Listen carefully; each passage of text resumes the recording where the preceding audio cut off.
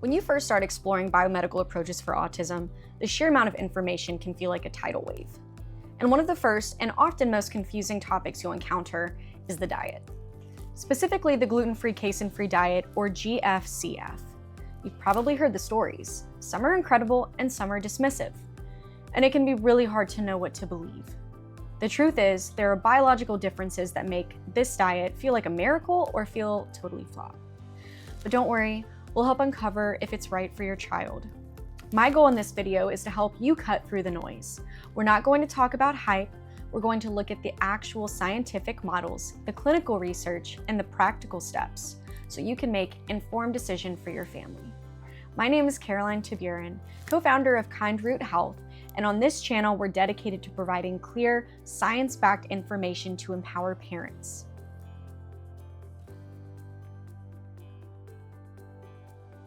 We're first going to look at the GFCF diet. So, what is the scientific rationale for explaining a GFCF diet? Well, it stems from a new understanding of autism that goes beyond the brain. A model proposed by researchers at Harvard challenges the idea of autism as just a fixed developmental issue, suggesting it can also be a chronic condition involving the whole body, including the immune and metabolic systems. This model specifically points out the high prevalence of GI and immune systems in autism, which the traditional brain-only model often ignores. So this brings us to the Opioid-Excess Hypothesis. The theory is that for some individuals, the body does not break down proteins like gluten and casein properly. This isn't just a theory, though. A fascinating study in the journal Peptides directly tested this.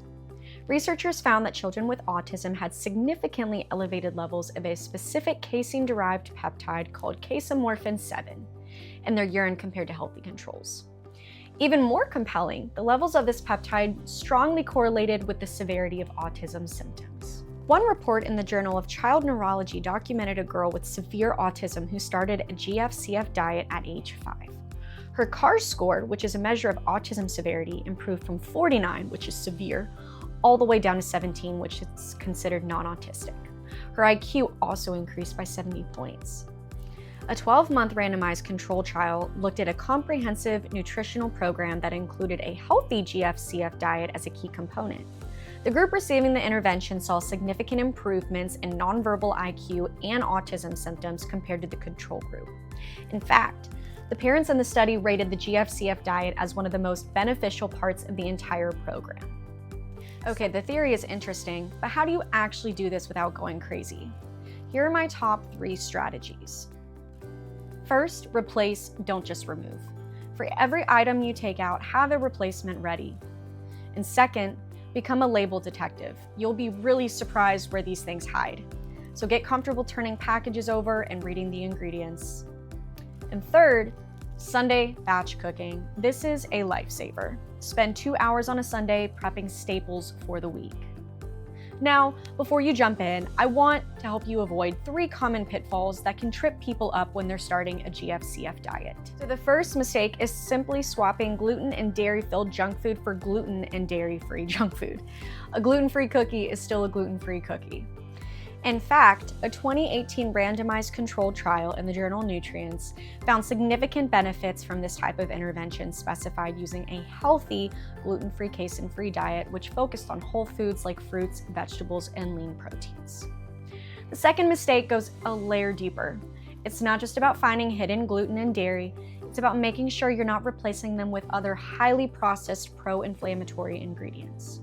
Many packaged gluten-free, casein-free products are considered ultra-processed. To make them taste good, they can be loaded with ingredients that may not support your goal of reducing inflammation.